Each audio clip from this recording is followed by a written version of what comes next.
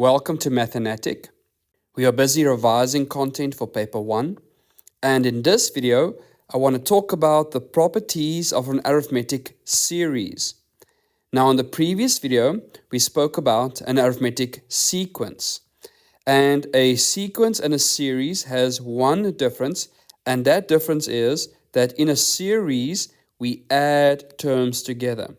So in a sequence we have a number pattern with the terms separated, but in a series we need to add terms together.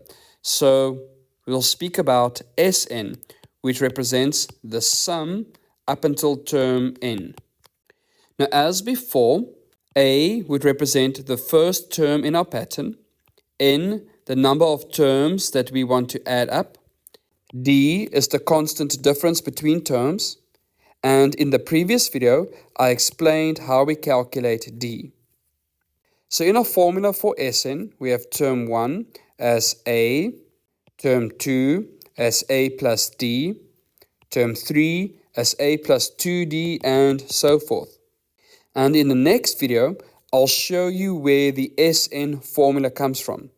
But for now, I need you to know that this formula is available on the formula sheet. An alternative way to find the sum of terms in an arithmetic sequence is to use Sn is equals to n over 2 times A plus L, where A is the first term in the pattern and L represents the last term in the pattern. But my preference is to stick to the formula sheet where we have the sum of terms is equals to n divided by 2 multiplied with 2a times n minus 1d.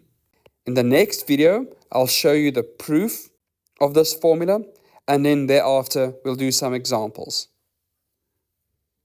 Thank you for watching. Remember to show your support by hitting the like button and subscribing to Mathenatic.